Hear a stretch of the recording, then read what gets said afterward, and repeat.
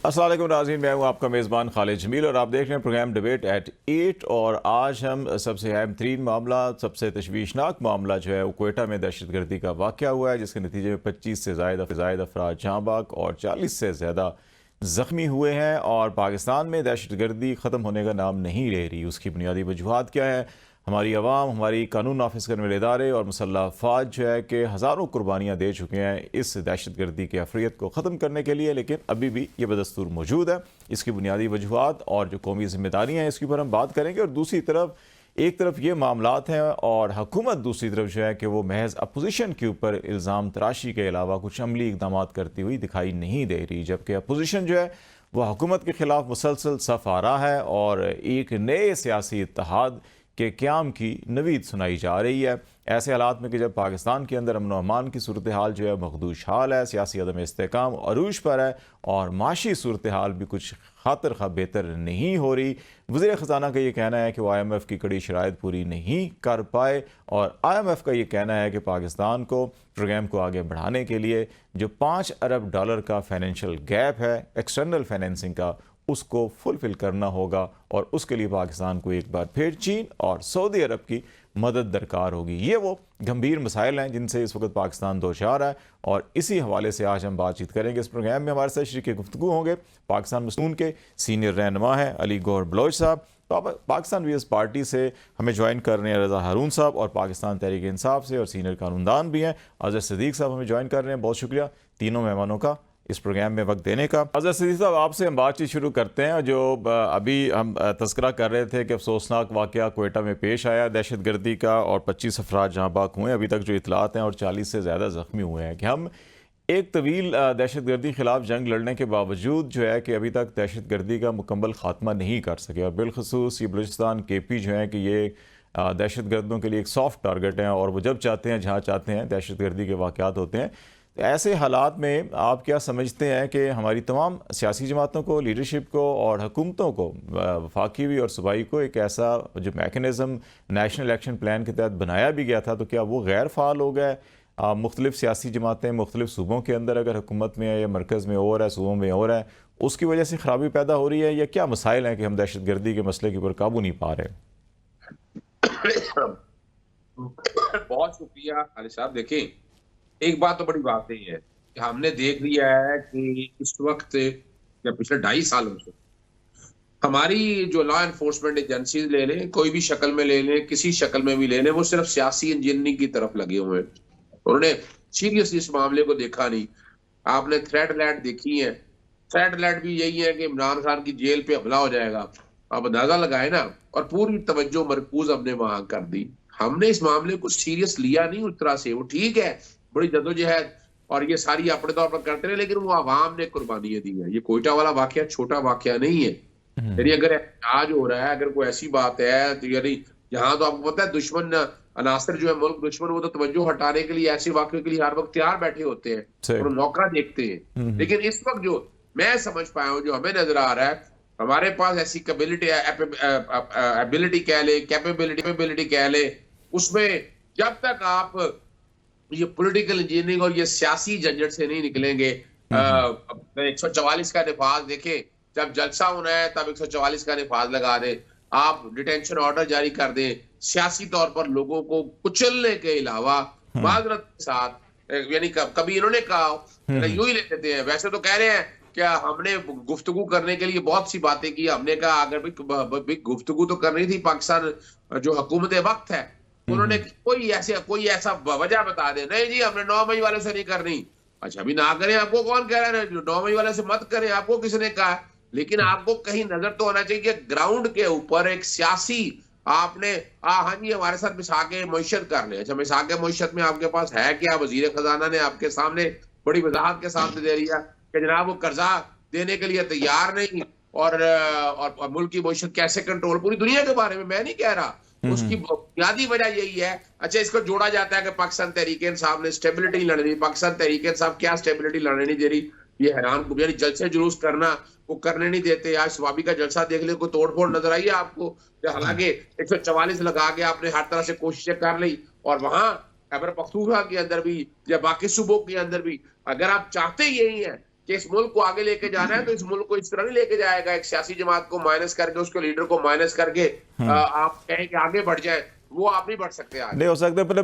Political victimization, آپ کا نقطہ یہ ہے کہ اگر لا انفورسمنٹ ایجنسیز فوکس کریں اپنے کام کے اوپر تو شاید یہ معاملہ ٹھیک ہو گیا. رضا ہارون صاحب, آپ کیا سمجھتے ہیں کہ ہم نے نو ڈاؤٹ پچھلے 2 دہائیوں کے اندر جو ہے بڑی قربانیاں دی ہیں, اور ہم نے نیشنل ایکشن پلان بنایا, پیپلز پارٹی کے دور حکومت سوات آپریشن کو جس طرح سے ڈیل کیا گیا, خیبر کو بھی, اور اس کے بعد بھی ایون جو ہے کہ ہم نے بڑے کام کیے, لیکن ہر نیشنل ڈے جو ہمارا آتا ہے اس کے اوپر بدقسمتی سے ایسا واقعہ پیش آ جاتا ہے کہ جس کی وجہ سے کہ ہمیں پھر سامنے ایک یہ سوال کھڑا ہو جاتا ہے جو بھی میں آپ سے پوچھ رہا ہوں, یا اظہر صاحب سے پوچھ رہا ہوں, یا علی گور سے پوچھوں گا, یہ کیوں ہم اس سے باہر کیوں نہیں نکل پائے ابھی تک؟ سب سے پہلے تو ہمیں یہ بحیثیت منحص القوم بحیثیت پاکستانی اپنی ریاست سے وفاداری کا ثبوت دیتے ہوئے ہمیں کسی بھی ایسے واقعے کو جو دہشت گردی کا واقعہ ہو, اور اس دہشت گردی کے واقعے میں ہمارے معصوم شہری جو اسٹیشن پہ کھڑے ہوئے تھے کون ہوں گے بیچارے, عام لوگ, عام پاکستانی مسافر لوگ ہیں, مائیں بہنیں ہوں گی, بچے ہوں گے, بزرگ ہوں گے, جوان ہوں گے, ان کی شہادت کو ہمیں کسی طرح سے بھی جسٹیفائی نہیں کرنا چاہیے. کوئی بھی سچویشن ہو اس ملک کے اندر, کسی سیاسی جماعت کے ساتھ کوئی بھی زیادتی ہو رہی ہو, that is not a justification. ہم اس دہشت گردی کو جسٹیفائی نہیں کر سکتے. نہ ہم یہ کہہ سکتے ہیں دیکھیں کئی یہ واقعات ایسے ہوتے ہیں جو میری اور آپ کی نالج میں آتی بھی نہیں ہوں گے, اور ہماری ایجنسیاں ایسے بہت سے واقعات کو رونما ہونے سے پہلے ناکام بھی بنا دیتی ہیں. یہ آسان ٹارگیٹ ہوتا ہے, سافٹ ٹارگیٹ ہوتا ہے سٹیزنز کے اوپر دہشت گردی کرنا, یہ سافٹ ٹارگیٹ ہے. اور یہ دنیا بھر میں جہاں جہاں دہشت گرد تنظیمیں ہیں جنہیں بیرونی سپورٹ حاصل ہے, ان کے لیے یہ قدرے آسان کام ہوتا ہے کہ وہ سافٹ ٹارگیٹ بنتے ہیں, چاہے وہ اے پی ایس کا اسکول ہو یا کوئی اور واقعہ اپنے ذہن میں لے کر آئیں, یہ سافٹ ٹارگیٹس کو چنا جاتا ہے. تو میں اس کی ٹوٹل کنڈمنیشن کرنی چاہیے, ان خاندانوں کے ساتھ ہمیں کھڑا ہونا چاہیے, اور ہمیں اسے سیاسی رنگ نہیں دینا چاہیے. ہاں یہ بات ضرور درست ہے کہ جب ملک میں سیاسی استحکام ہوتا ہے, جب ملک میں تمام سیاسی فورسز ایک ساتھ ہوتی ہیں, متحد ہوتی ہیں, جب نیشنل ایشوز جو ہیں وہ ہمارے پیٹی پولیٹکس سے اوپر ہوتے ہیں, جب ریاست کو ہم جو ہے وہ مقدم رکھیں گے اپنے میرے اور آپ کے سیاسی معاملات سے, ذاتی معاملات سے, مفادات سے, تو پھر وہ گیپ نہیں بنتا جس گیپ میں دہشت گرد آ کر اپنی کارروائی کرتے ہیں. اب بی ایل اے کی تنظیم جو ہے وہ کون نہیں جانتا, اس نے ذمہ داری قبول کی ہے نا, تو وہ آپ کیا سمجھتے ہیں ملک میں اچھے حالات ہوں گے اور سب کچھ ہوگا تو کہ اپنی کارروائیاں بند کر دیں گے؟ ان کا تو ایم یہی ہے, ان کی تو فنڈنگ اسی بات سے ہو رہی ہے بیرونی ملک سے وہ یہ کریں. ہمیں بہت ساری چیزیں کرنی چاہیے. نیشنل ایکشن پلان جو ہے وہ ایک بہت اچھا ڈاکیومنٹ ہے, 20 پوائنٹس اس کے اندر ڈسکس ہوئے تھے. بدقسمتی سے نہ اس میں پرسسٹنسی رہی, نہ اس کی کنٹینیوٹی رہی. ہمیں اس کو دوبارہ الائیو کرنا پڑے گا. ہمیں کمیونٹی انٹیلیجنس نیٹ ورک کو جو ہے دوبارہ الائیو کرنا پڑے گا. کمیونٹی پولیسنگ, جس کو بھی پولیسنگ بھی کہا جاتا ہے نا, بہت سارے ایسے کام ہو سکتے ہیں سر کہ جس کے تحت گورنمنٹ جو ہے مکمل قابو تو نہ پائیں, لیکن اس سے نبرد آزمانے ہونے کے لیے ان کو تیار ہونا چاہیے. لیکن ان سارے کاموں کے لیے رضا صاحب یہ ہے کہ ہم آگے ہونا بڑا ضروری ہے. ہمیں اس کو کنڈیم کرنا چاہیے ایک آواز ہو کر, اس کنڈیمنیشن کے اندر اگر مگر نہیں. صحیح ہے. علی گور بلوچ صاحب, یہ ایشو جو ہے کہ بڑا سیریس ایشو ہے, نو ڈاؤٹ. اس کے اندر ہمیں ایک تو یکجہتی بھی چاہیے, اور دوسرا بلوچستان جو ہے کہ یہ ہمارے سامنے ہے. کلبھوشن یادیو نیٹ ورک جو تھا وہ سارا کا سارا جو ہے کہ ادھر بلوچستان میں ہی آپریٹ کر رہا تھا اور پکڑا گیا, اور یہ ہمارے بارڈر ایریا جو ہیں کہ خاص طور افغانستان بھی یوز ہوتا ہے, وہاں پہ بہت سے ایسے گروپ ہیں. تو آپ یہ کیا سمجھتے ہیں کہ ہمیں اس ساری صورتحال سے آگے بڑھنے کے لیے اور قابو پانے کے لیے پولیٹیکلی بھی, اور دوسرا جو ہے کہ ہمیں حکومتوں کو جو کولیبریشن ہوتی ہے مرکز اور صوبہ کے اندر, وہ بڑا ایک امپورٹنٹ فیکٹر ہوتا ہے. اور پھر نیشنل ایکشن پلان میں ایپیکس کمیٹیاں بھی ہم بنائی تھی, ہم کچھ عرصہ سے ہم دیکھ رہے ہیں وہ بھی شاید کوئی اتنی فعال نہیں ہے جتنا ان کو فعال ہونا چاہیے تھا, جتنے چیلنجز ہیں ہمارے لیے. تو آپ کیا سمجھتے ہیں کہ ہمیں کیسے اس کو قابو کرنا ہوگا؟ بسم اللہ الرحمن الرحیم. دیکھیں, بنیادی طور پر بات یہ ہے کہ ابھی میں آپ تمام دوستوں کی بات سنی, اور اس میں میرے ایک دوست اظہر صاحب نے بھی کچھ اپنا پوائنٹ آف ویو دیا. ہماری بدقسمتی یہ ہے کہ ہمارے اپنی بغل کے اندر, ہمارے ملک کے اندر کچھ ایسی کالی بھیڑیں ہیں جو مختلف روپ دھار کے بار بار پاکستان کے اوپر حملہ آور ہوتے ہیں, اور اس میں تو کوئی دوسری رائے نہیں ہے کہ جو دہشت گردی کے واقعات ہیں اس میں ہماری قوم نے بھی قربانیاں دی ہیں اور ہماری افواج نے بھی انتہائی قابل ذکر قربانیاں دی ہیں. ابھی کل ہی دیکھ لے 5 جوان شہید ہوئے ہیں اور کچھ دہشت گرد بھی جو ہیں وہ بھی مطلب ہے کہ اس میں ہلاک ہوئے ہیں اور ان کو بھی ان کے انجام تک پہنچایا گیا اس واقعے کے اندر. تو ظاہر ہے کہ جس طرح سے رضا ہارون صاحب بات کر رہے تھے کہ وہ ایسے بزدل دشمن ہیں جو ظاہر ہے ہمیں بظاہر تو نظر نہیں آتے لیکن وہ ایسی جگہوں پر حملہ کرتے ہیں جو کہ سافٹ ٹارگٹس ہوں. افغانستان کی طرف سے ہمارا بارڈر ظاہر ہے زیادہ تر پہاڑی علاقہ ہے اور وہاں پر مطلب ہے کہ بہت لمبا چوڑا کوئی فورس رکھنا وہ بھی ظاہر ہے فیزیبل نہیں ہے اور کچھ اس قسم کے مسائل ہیں جن سے فائدہ اٹھاتے ہوئے وہ جو ہمارے بزدل دشمن ہیں دہشت گرد ہیں وہ ہم پر حملہ آور ہوتے ہیں. لیکن نیشنل ایکشن پروگرام بنا اس کے اوپر کافی حد تک عمل بھی ہوا, آئندہ بھی ہونا چاہیے. مزید اس پر تمام جو ہمارے مسلح افواج ہیں, جو ہماری لا انفورسمنٹ ایجنسیز ہیں, جو ہماری پولیٹیشین ہیں, ان کو ایک مشترکہ لائحہ عمل بنانا چاہیے. لیکن افسوس کی بات یہ ہے کہ جو لوگ سیاست کا لبادہ اوڑھ کے پاکستان کے اوپر حملہ آور ہوتے ہیں اور پوری دنیا جب ہمارا وہ نقشہ دیکھتی ہے کہ یہ تو بظاہر ان کو تو نہیں پتا کہ یہ سیاسی لوگ نہیں ہیں لیکن سمجھا تو یہی جاتا ہے کہ یہ سیاسی لوگ ہیں اور پھر وہ 9 مئی کے واقعات رقم کرتے ہیں اور پھر جب وہ گفتگو کرتے ہیں تو وہ کہتے ہیں کہ نہیں قربانیاں تو عوام نے دی. مقصد ہے کہ وہ جان بوجھ کے اپنے الفاظ سے افواج کے شہداء کا ذکر بھی کرنا نہیں چاہتے.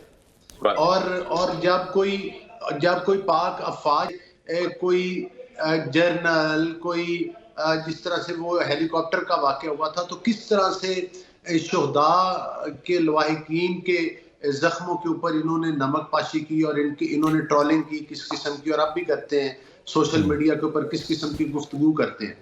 سب سے پہلے جب تک ہم ان لوگوں کو جو سیاسی لبادہ اوڑھ کے, میں ایک پارٹی کا کارکن ہوں, میں سیاست پر یقین رکھتا ہوں, میں جمہوریت پر یقین رکھتا ہوں, لیکن اس کے لیے ضروری ہے کہ ان کالی بھیڑوں کی نشاندہی کی جائے جو کہ سیاست کا لبادہ اوڑھ کر پاکستان میں دہشت گردی کرتے ہیں اور پھر اپنی دہشت گردی کے بل بوتے پر ہر ٹاک شو میں اور ہر جگہ پر NRO لینے کی کوشش کرتے ہیں اور ان کے سہولت کار کبھی ان کو عدالتوں کے ذریعے سہولت کاری ہو جاتی ہے, کبھی کچھ اداروں کے ذریعے سہولت کاری ہو جاتی ہے. ان سہولت کاروں کی بھی نشاندہی کرنی چاہیے. اس وقت تک ظاہر ہے ہم کمزور وکٹ پر ہیں جب ہم صرف یہ تو سمجھتے ہیں کہ جس نے اسٹیشن پر دھماکہ کر دیا وہ تو دہشت گرد ہے اور جس نے کور کمانڈر ہاؤس کو جلا دیا وہ دہشت گرد نہیں ہے. جس نے شہداء کے مجسموں کو توڑ دیا وہ دہشت گرد نہیں ہے. جس نے سرگودا اور میاں والی کی تنصیبات کو آگ لگا دی ہے وہ یہ کہتے ہیں کہ وہ دہشت گرد نہیں ہے. تو پھر دہشت گرد کون ہے؟ اچھا اس پہ بریک لیتے ہیں. واقعات سے ان دہشت گردوں کی بھی حوصلہ افزائی ہوتی ہے جو لوگ اس قسم کے واقعات کر رہے ہیں, جو ہمارے ریلوے اسٹیشن, بسوں کے اڈوں, شاپنگ سینٹر اور دیگر سافٹ ٹارگٹس بنا کے جو حملہ آور ہوتے ہیں ان کی حوصلہ افزائی ہوتی ہے جب ہماری عدالتوں کے ذریعے ان کو سزائیں نہیں ملتی, جب ان کو ان کی ضمانتیں ہو جاتی ہیں, جب ان کے کیسز کے اوپر سٹے آرڈر مل جاتے ہیں. علی گور صاحب ذرا بریک لے لیں, بریک کے بعد ذرا آتے ہیں اس نقطے کے اوپر ضرور بات کریں گے کہ یہ جو ہے کہ پروسیکیوشن ایک ہوتا ہے اور ایک ہوتا ہے پھر یہ عدالتی فیصلے, لیکن عدالتی فیصلوں سے پہلے پروسیکیوشن بڑا ضروری ہوتی ہے. اس کے اندر بھی کیا خرابیاں ہیں اور پھر کیا ہم ایک دوسرے کے اوپر ہی اگر الزام لگاتے رہیں گے تو پھر جو حقیقی ہمارا دشمن ہے اس کو تو کوئی میرا خیال ہے کہ کوشش کرنے کی ضرورت بھی نہیں پڑے گی. ذرا بریک کے بعد اس کے بعد بات چیت جاری رکھیں گے. ناظرین ہمارے ساتھ رہیے گا.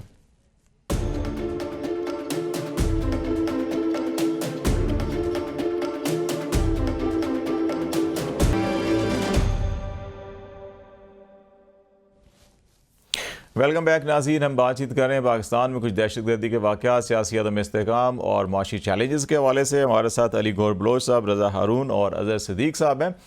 اظہر صدیق صاحب, آپ کی وہ بے چینی مجھے اندازہ تھا کہ آپ علی گور بلوچ صاحب کے کچھ کامنٹس کے اوپر جواب دینا چاہ رہے ہیں, وہ ضرور کیجیے گا. لیکن ایک میں سوال بھی چھوڑے جاتا ہوں کہ ہم نے چاہے وہ فاٹا ابھی جو مرج ہو گیا کے پی کے اندر وہ تھا یا بلوچستان تھا, پچھلی 2-3 دہائیوں کے اندر یہ پولیٹیکل لیڈرشپ نے کنسنسس تھا اس کے اوپر، تمام اے پی سیز بھی ہوئیں، میٹنگز ہوئیں، اور پھر ایک بلوچستان ڈیولپمنٹ پیکیج بنا، اسی طرح سے ایک فاٹا کا ایک اسی طرح ڈیولپمنٹ پیکیج بنا تھا کہ پولیٹیکلی، اکنامکلی اور سوشلی کیسے اپلفٹ کرنا ہے وہاں پہ، تاکہ وہ چیزیں جو ایکسٹرنل فیکٹر آگے گھستے ہیں یہاں پہ ان کے راستے ہی بند ہو جائیں اور لوگ خوشحال ہوں، اپنے اپنے مصروف ہوں، سیاسی امانگی ہو اور یہ معاملات ہی نہ چلیں۔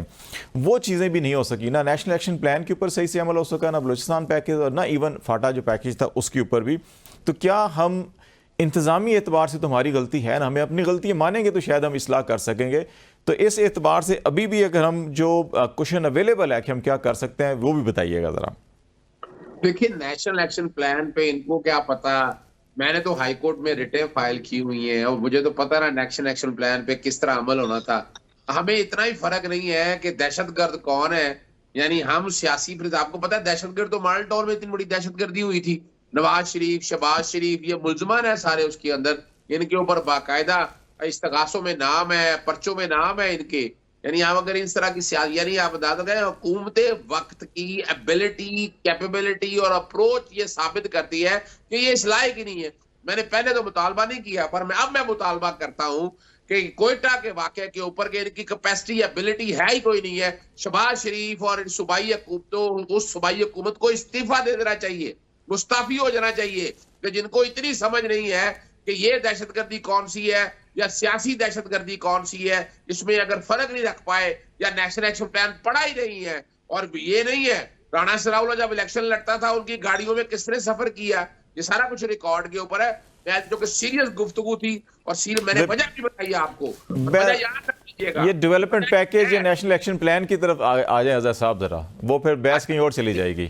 لیکن میں ایک بار بتا دوں کہ وجہ سمجھ جائیں ایک بات کو، اب سیاسی انجینئرنگ ختم کر، ابھی بھی آج دیکھیں نا سوابی میں جلسہ ہے، اچھا اسلام آباد بند ہے، 144 لگایا ہوا ہے، یعنی کیا ہوگا اس سے؟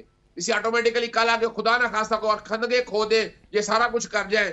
ہاں اگر آپ چاہتے واقعی ہے نا کہ آپ نیشنل ایکشن پلان پہ آنا ہے تو 2.5 سالوں میں روکا تھا ان کو نیشنل ایکشن پلان پہ عمل درآمد کے لیے، کتنی میٹنگیں ہوئی ہیں، کتنے جلسے ہوئے ہیں، کتنے لوگوں کو بلایا گیا، کتنے لوگوں کو انگیج کیا گیا ہے۔ وہ اب سچ سن رہے ہیں تو پھر سن لیں سچ، کیونکہ توجہ ہی نہیں تھی، آپ نے کھلی چھٹی دی ہوئی تھی کہ جو مرضی جو کام، یعنی آج بتا دیں کہ یعنی اور بڑی زبردست بات آپ نے کی ہے کہ اس کے لیے کام کرنے کے لیے پروسیکیوشن مضبوط بنانی تھی۔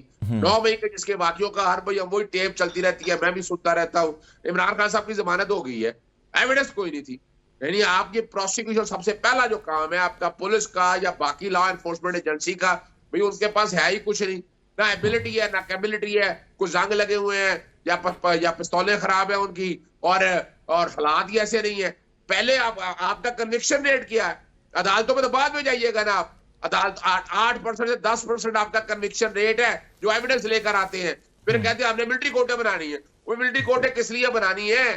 ابھی آج کہہ دیا اقوام متحدہ کے ذیلی ادارے نے کہ جناب آپ ملٹری ٹرائل ہی ختم کریں، اب سن لیں، پھر وہ نظر آ گیا کہ ملٹری کورٹیں بنانے کے چکر کے اندر پولیٹیکل وکٹمائزیشن کر رہے ہیں۔ ہمیں سیریسلی 3 چیزوں پہ سوچنا ہے، نیشنل ایکشن پلان کے اوپر ایک نیشنل کنسنسس ڈیولپ کریں، بلائیں تمام سیاسی جماعتوں کو، آل پارٹی کانفرنس بلائیں، آپ اس پہ رائے اکٹھا کریں، اس کے اوپر بہتر قانون سازی بنائیں اور پروسیکیوشن کا نظام کیسے بہتر ہو۔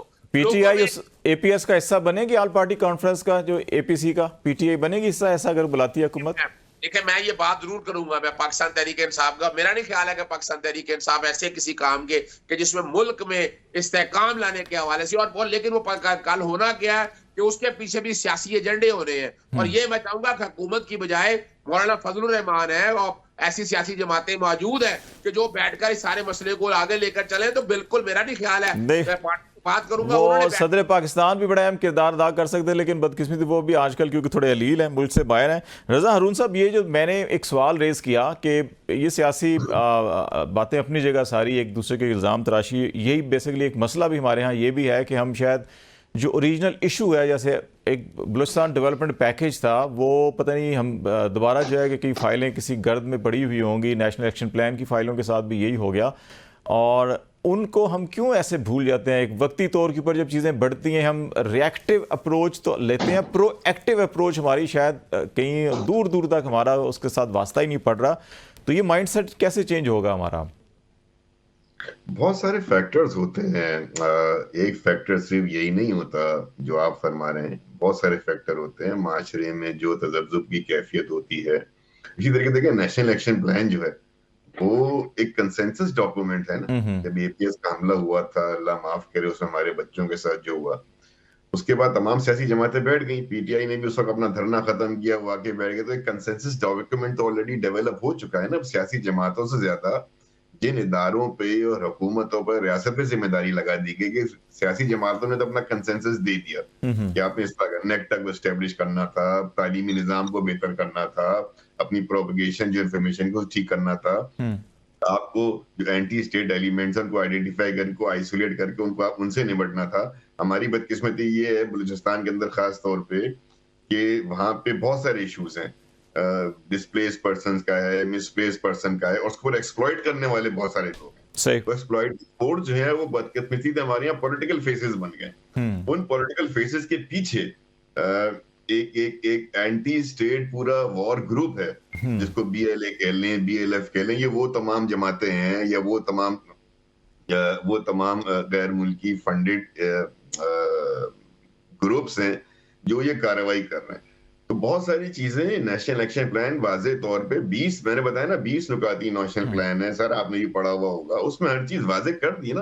अब आप नई तरीके से कोई फॉर्मूला बनाने बैठेंगे तो मैं नहीं समझता कि उसके लिए कंसेंसस का आपके पास टाइम है।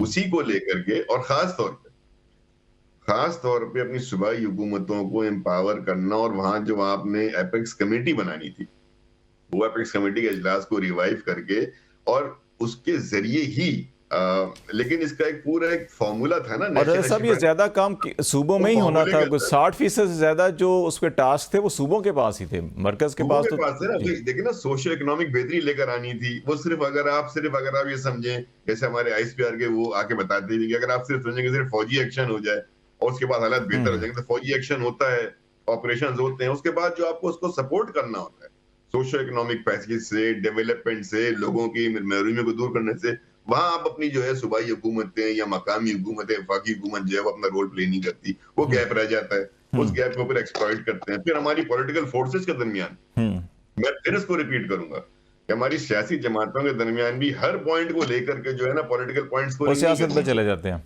हम इस पॉइंट के ऊपर भी अगर अपने दरमियान दरारें शो करेंगे, अगर हम इस पॉइंट को लेकर भी अपने दरमियान गैप्स को शो करेंगे, तो इन्हीं गैप्स में तो आके तो ये दहशतगर्द बैठते हैं और वो फायदा उठाते हैं। हमारी कम्युनिटी में ही बैठते हैं ना, ये हमारी कम्युनिटी में ही बैठते हैं, हमारे महलों में ही रहते हैं, हमारे शहरों में ही रहते हैं, और फिर वहीं से आकर ये कार्रवाई करते हैं। तो ये हमारे तफरीक से, हमारे फर्क से इनको फायदा होता है। तो मल्टीपल स्टेजेस पे आपको दहशतगर्दी से निपटना है, कोई इतना आसान। फिर ये याद रखें कि ये होम ग्रोन टेररिज्म नहीं है, इंटरनेशनली फंडेड टेररिज्म है जो पाकिस्तान के खिलाफ है। इसके बॉर्डर्स के ऊपर हम अफगानिस्तान के बॉर्डर पे भी इसको देख रहे हैं, ईरान के बॉर्डर पे भी देख रहे हैं, बलूचिस्तान के बॉर्डर भी देख रहे हैं, और तीसरा बॉर्डर आपका इंडिया का मशरकी। बिल्कुल, ये तमाम बॉर्डर्स के ऊपर इस वक्त मल्टीपल इंटरनेशनल फोर्सेस जो पाकिस्तान की सालिमत के खिलाफ एक्शंस कर रही हैं। ये बड़ा इशू है, ये पॉलिटिकल इशू नहीं है कि मुझे वजीर आज़म बना दें, आपको जेल से निकाल दें, फला पे ये हो जाए, फला मिलिट्री, ये तो बहुत पैटी बात, ये तो लोकल डोमेस्टिक इश्यूज हैं आपके। ये मैं अली गौर साहब आपकी तरफ भी आता हूँ कि ये मल्टी डायमेंशनल चैलेंजेस हैं, और इन चैलेंजेस के अंदर जो बुनियादी दो नुकात अभी भी मैं इस पे बड़ा, मेरा तो ख्याल है कि अगर हम इसको फोकस करें कि जो डेवलपमेंट पैकेज था बलूचिस्तान के लिए, और जो अभी जिसकी हम बात करें नेशनल एक्शन प्लान भी, और फाटा के लिए भी जो था, अभी भी सूबे इसके ऊपर शिकायत करते हुए दिखाई देते हैं कि जी वफाक से ये जो कमिटमेंट थी वो पूरी नहीं हो रही। एक तो सूबों की अपनी एबिलिटी और कैपेसिटी का भी इशू है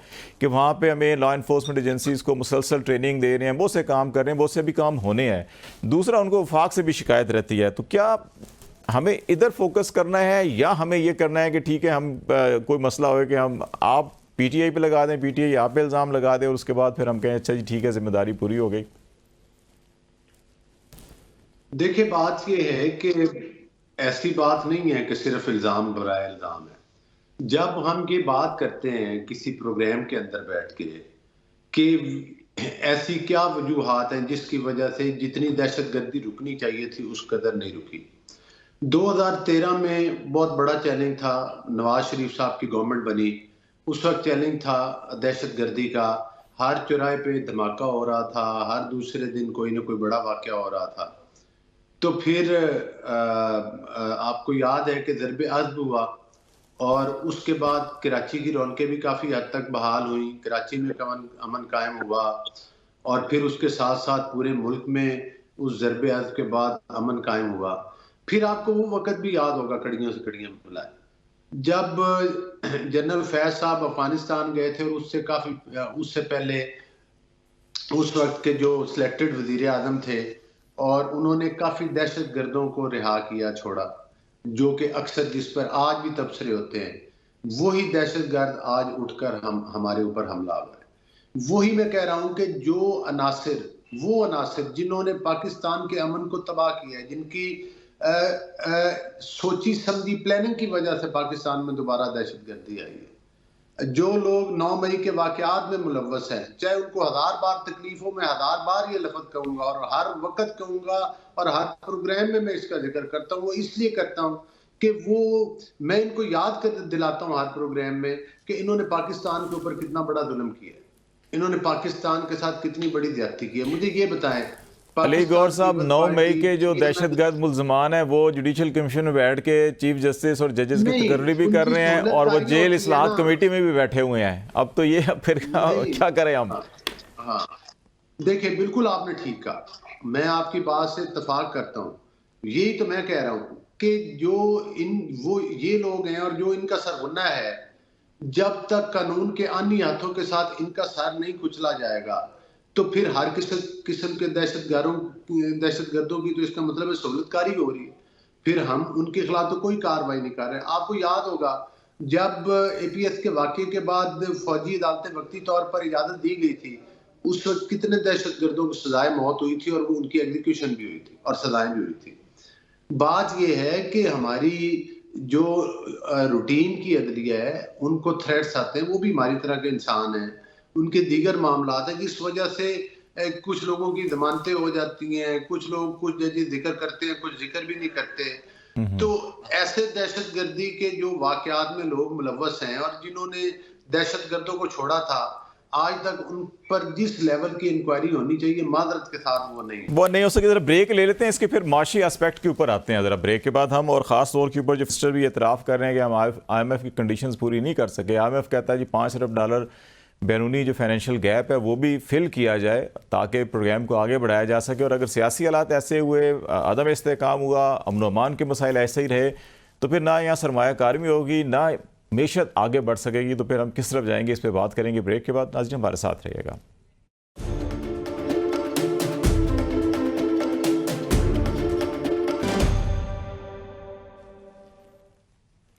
ویلکم بیک ناظرین، پروگرام کے آخری حصے میں کچھ تمام جو معاملات ہیں امن و امان کے ہوں یا دہشت گردی کے اور سیاسی عدم استحکام یا سیاسی حالات، ان کا معیشت کے ساتھ بڑا گہرا تعلق ہے، اور یہ معیشت ہی ہے کہ جو پاکستان کو بھی، ایک عام آدمی کی زندگی کو بھی بدل سکتی ہے، لیکن بدقسمتی سے حالات کچھ زیادہ اچھے نہیں ہیں۔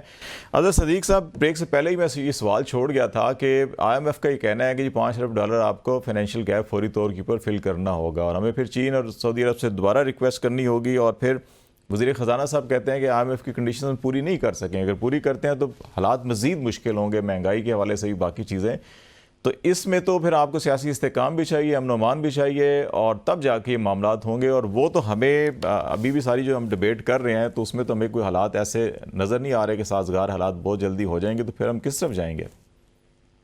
دیکھیں، ایک بات تو بڑی واضح ہے کہ ملک میں سیاسی استحکام اگر لانا ہے نا تو بھئی جلسے جلوس احتجاج یہ حق ہے، کوئی جا کے دھرنے تو نہیں دے رہا، کوئی بیٹھا تو نہیں، یہ جو مرضی کہتے رہے۔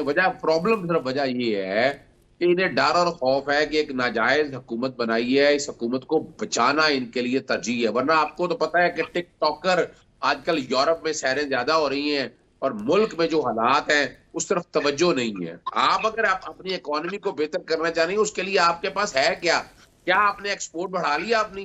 کیا آپ نے لوکل انڈسٹری کے حوالے سے معاملات کو بہتر کر لیا؟ آپ کے یہاں لوکل انڈسٹریاں بند ہوں گی، ٹیکسٹائل سیکٹر آپ کے یہاں چلا گیا، ایگریکلچر سیکٹر کو آپ بوم نہیں کر سکے، آپ اپنا جو خسارہ ہے خسارہ پورا نہیں کر سکے، اور یہ $5 ارب یہ چھوٹی رقم نہیں ہے، آپ کے پاس ہے کیا؟ یعنی آج دیکھیں کیا چلے کم از کم اتنا ہی ہو جاتا کہ یہ ڈالر اٹھا کر آپ پیچھے لے آتے تو آپ کا جو گیپ تھا कम से कम रुपये और डॉलर के हवाले से उसका इम्पैक्ट बड़ा होना था, लेकिन हमने हमारी तवज्जो किस तरफ है? आप 2.5 सालों के अंदर बता दें क्या करप्शन नहीं हुई? कोई एक करप्शन का केस बता रहे, सिर्फ एक केस नजर आता है इनको 190 मिलियन पाउंड का, हालांकि वो पैसा भी आ गया है। वो घड़ियां आ जाती हैं, वो घड़ियों भी कुछ नहीं है। यानी आप अगर सीरियस हैं, आपने क्या कर लिया? क्या बिजली सस्ती कर ली? क्या आपने पेट्रोल सस्ता कर दिया? क्या आपने महंगाई खत्म कर दी? ये 2.5 साल की परफॉर्मेंस है आपके सामने, आप कुछ नहीं कर सके। और ये पिछले 85 से यही चला आ रहा है, 85 से लेकर आज तक जितना काम अगर देखा जाए, बताए ना कि मुल्क की पोजीशन कहाँ बेहतर की है उन्होंने, इकोनॉमी कहाँ बेहतर की है। अगर बेहतर होती तो आपका रुपया, जैसे अभी मिसाल ले लें, आपके सामने अफगानिस्तान ने कैसे हालात देखिए। आज अफगानिस्तान की करेंसी आपके 1 रुपए के मुकाबले में 4 रुपए 8 पैसे में खड़ी है। तो आप अंदाजा लगाएं यहाँ से कि आप उनका 1 रुपया और आपके 4 रुपए 8 पैसे है। ये देखा उन्होंने भी इतने, वजह क्या की कि उन्होंने अपने मुल्क के अंदर बहुत सी चीजों को स्टेबलाइज किया, बहुत सी बैरूनी इंटरवेंशन बंद की। लेकिन हम तो यहाँ बैठे हुए हैं बैरूनी इंटरवेंशन को साथ लेकर और इन सब चीजों को लेकर चलना चाहते हैं। हमने वो एसओसी की, वो बड़ा काम किया, अंदाजा लगा 2.5 अरब रुपया सिर्फ तस्वीरों और शाइश पे लगा दिया आपने। उसका रिजल्ट हमारे सामने नजर आ रहा है। हम तो, और आपको पता है तो हमने ये ना पे इल्जाम ना लगे, हमने एहतजाज वगैरह सारे मुलतवी कर दिए कि कल ये ना कहें, लेकिन उसका रिजल्ट अब कौम को बताइएगा कि वो जो 2.5 अरब रुपया खर्च किया है वो 2.5 अरब रिकवर भी हो गया या नहीं हो सका। हालात बड़े सामने है और जहां पहुंच चुके हुए हैं। और मैंने शुरू के प्रोग्राम में बड़ी जबरदस्त बात की थी कि तमाम सियासी जमातों को इकट्ठा होना होगा इस हवाले से, कंसेंसस के कॉन्टेक्स्ट में। लेकिन इस तरह नहीं है कि एक सियासी जमात को बंद करके कहे कि वो कमरों में बैठे रहे और आप बैठ के कहे कि नहीं जी इन पे आके बात क्यों बात करें भी आपसे। पहले इस मुल्क में आम आदमी के साथ जो जुल्म हो रहा है, फसाइयत हो रही है, उसको खत्म करके आगे बढ़े, बुनियादी हकूक के तहफ़्फ़ुज़ फराहम करने के लिए आए आगे, फिर समझ आती है। और आप ये जितने IPV वगैरह हमारे लगाए नहीं हुए हैं, ये हमने नहीं लगाए हुए, जितना कुछ किया इन्होंने किया हुआ सारा कुछ। ठीक हो गया जी। रजा भाई, ज़रा आपसे ये मेरा सवाल यही है कि मईशत अगर नहीं बढ़ती आगे और वज़ीर ख़ज़ाना भी एतराफ़ करें कि हम शराइत पूरी नहीं कर पा रहे, और उसकी वजह यही है कि आम आदमी की ज़िंदगी मज़ीद मुश्किल होगी, मईशत के ऊपर मज़ीद दबाव बढ़ेगा, तब आपको जाके कुछ करना पड़ेगा, और फाइनेंशियल गैप भी हमारा बढ़ता जा रहा है। तो अब, और दूसरी तरफ अभी हम जो पहले हिस्से दूसरे हिस्से में गुफ्तगू की कि अमन अमान भी कोई इतना ज़्यादा अच्छा नहीं है और सियासी हालात भी आपके सामने है। अभी यहाँ से फिर हमें कौमी सतह के ऊपर हमारी जिम्मेदारियाँ क्या होनी चाहिए, इदारों की, जमातों की, क्या करना चाहिए हमें? मईशत, मैं समझता हूँ कि फिर भी आज से चंद माह पहले जो मईशत का हाल था और प्रेडिक्शन डिफॉल्ट होने की थी तमाम, उससे बेहतर है। हम एक स्टेबिलिटी की तरफ हैं, स्टेबिलिटी से हमें आगे जाना है। यकीनन IMF का प्रेशर रहता है और $5 बिलियन किया, हमें तो $10 बिलियन की तरफ चले जाना चाहिए ना। हम 5 बिलियन पे क्यों? इन्वेस्टमेंट अगर आनी है और पैसा आना है तो वो तो $10 बिलियन की प्लानिंग होनी चाहिए। उसके लिए जरूरी ये है कि दुनिया में कहीं भी जो माशी तरक्की होती है उसका पहला इंग्रेडिएंट, अदरवाइज ठीक कह रहे हैं, पॉलिटिकल स्टेबिलिटी होती है। सियासी स्टेबिलिटी होगी तो लोग इन्वेस्टमेंट भी करेंगे। एनर्जी की कॉस्ट सारी दुनिया में हाई है। पाकिस्तान उसके अंदर कोई यूनिक मुल्क नहीं है कि पेट्रोल यहाँ महंगा है तो सारी दुनिया में सस्ता हो रहा होगा। ये इंटरनेशनल मार्केट की प्राइसेस हैं जिससे पाकिस्तान में कंट्रोल कोई नहीं। लेकिन रजा भाई, हमारे पास अल्टरनेट रिसोर्सेज बेशुमार हैं, विंड है, सोलर है, हाइडल है, लेकिन हम उसको टैप नहीं कर सके। प्रॉब्लम ये ना कि आप ऐसे कॉन्ट्रैक्ट्स में फंसे हुए हैं कि अगर आप उनको यूज करने जाएंगे तो यहाँ तो कैपेसिटी चार्जेस आपको देने ही देने हैं ना। जब तक आप इनकी बिजली पूरी यूज नहीं करेंगे, बिजली सस्ती नहीं होगी। हम तो ऐसे ये मेरी या आपकी तो नहीं ना, ये भी तो फैसला साजों की गलती है ना, फिर उनको नहीं समझ आ रही थी। हाँ, ये तो एक्सेप्ट कर चुके हैं ना सारे लोग, ये तो कोई वैसी बात नहीं। सब वो जो कॉन्ट्रैक्ट्स हैं उसमें जो कैपेसिटी चार्जेस हैं उसके होते हुए आप ऑल्टरनेट एनर्जी की तरफ अगर चले भी जाए तो यहाँ तो आपको खसारा पूरा करना ही करना है ना। ये तो बड़ा अजीब सा आप एक कैलेंडर के अंदर फंस चुके हैं, उससे आपको बाहर निकलना है। उसके लिए 3-4 से तो उन्होंने मुज़ाकरात कर लिए हैं। एनर्जी की सिचुएशन को बेहतर बनाना है, फॉरेन रेमिटेंस आपको बढ़ानी है, डायरेक्ट इन्वेस्टमेंट आपको लेकर आनी है, अपने जो आपका जो आपका ह्यूमन कैपिटल इंडेक्स है पाकिस्तान का, IT इनेबल्ड सर्विसेज के अंदर लोगों को लेकर जाना है, एक्सपोर्ट करना है, बहुत सारी चीजें आपको करनी है। लेकिन उसका जो बेसिक इंग्रेडिएंट है वो पॉलिटिकल स्टेबिलिटी है। सही। और जब तक पॉलिटिकल स्टेबिलिटी नहीं होगी आप इकोनॉमिक स्टेबिलिटी की तरफ नहीं जा सकते। टैक्सेशन के मामले में देखें ना, आपने सैलरीड क्लास को कितना ज्यादा दबा दिया। मजीद जो बात हो रही है मिनी बजट की, वो यही सुन रहे हैं कि सैलरीड क्लास के ऊपर एक और प्रेशर आने वाला है, जबकि आपका रिटेल सेक्टर, ट्रेड सेक्टर, आपका जो एक्सपोर्टर्स हैं یہ تمام چیزیں آپ کا جو ریئل اسٹیٹ کا سیکٹر ہے, جو آپ کا ایگریکلچر سیکٹر ہے, یہ تمام ٹیکس نیٹ سے باہر ہے. جو زیادہ کماتا ہے وہ باہر ہے, اور جو تنخواہ دار ہے اس کے اوپر بوجھ بڑھتا جا رہا ہے. علی, تو یہ چیزیں آپ کو گورنمنٹ کو یہ بڑے فیصلے کرنے ہوں گے نا. اس بڑے فیصلوں کے لیے سیاسی جماعتوں کو کنسنسس ڈیولپ کرنا کہیں نہ کہیں بیٹھ کے مساق معیشت کی طرف بھی شاید جانا ہی پڑے گا. علی گور بلوچ صاحب, آپ کیا انپٹ دیں گے اس کے اوپر کہ ہمیں یہ چیلنج, انویسٹمنٹ ہمارے یہاں نہیں آ رہی, ریزروز ہمارے نہیں بڑھ رہے, ایکسپورٹ ہماری اس خاطر خواہ نہیں بڑھ رہی, کمپٹیٹیو انوائرمنٹ نہیں ہے بزنس کا پاکستان کے اندر, تو ایسے حالات کے اندر تو پھر ہمیں واقعی وہ تو آئی ایم ایف کے محتاج ہی رہنا پڑے گا. کبھی ہم ایک ملک کے کبھی دوسرے سے جا کے منت ترلے ہی کرتے رہیں گے. دیکھیں بات یہ ہے کہ آپ نے ٹھیک کہا, 2018 تک معاملات بہت اچھے چل رہے تھے. 13 کی حکومت کو بہت بڑے چیلنجز تھے, جس میں معیشت کی سٹیبلٹی تھی, جس میں دہشت گردی کے واقعات تھے, جس میں لوڈ شیڈنگ کا خاتمہ تھا. ان تمام چیزوں کو ایڈریس کیا گیا, ان چیلنجز کو, اور پاکستان بہتری کی طرف چلا. پھر 18 کے الیکشن میں جو ہے وہ آر ٹی ایس سسٹم کو چلایا گیا, اور چھو منتر کے ذریعے ووٹ ڈال کے جو ہے وہ ایک اکثریتی پارٹی کو اور ایک چلتی حکومت کو ڈسٹیبلائز کر کے اس وقت کے پرائم منسٹر نواز شریف صاحب کو جو ہے نااہل کیا گیا عدالتی فیصلوں کے ذریعے اور جھوٹے مقدمات بنا کر. پھر اس کے ساتھ ساتھ انہوں نے کیا کیا کہ ان کے خواب کیا تھے. ان کے خواب یہ تھے جب ان کی غیر قانونی حکومت کو اور سلیکٹڈ حکومت کو ایک آئینی طریقے کے ساتھ ہٹایا گیا عدم اعتماد کے ذریعے, تو انہوں نے کیا کیا, یہ کہتے تھے کہ پاکستان سری لنکا بن جائے گا, پاکستان ڈیفالٹ ہو جائے گا. ٹھیک ہے, ہم تو اس میں مائنز بچھا کے جا رہے ہیں, پاکستان کے خلاف خطوط لکھے جا رہے ہیں کہ پاکستان کو قرضہ نہ دیا جائے. ان تمام چیزوں کے باوجود جو انہوں نے خواب دیکھے تھے بھیانک, وہ شرمندہ تعبیر نہیں ہوئے.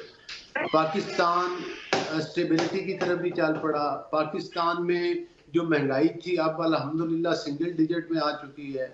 پاکستان کی سٹاک ایکسچینج روزانہ بہتری کی سمت پہ چل رہی ہیں. پاکستان میں باہر سے انویسٹمنٹس کے بھی کافی اندیے آ گئے ہیں.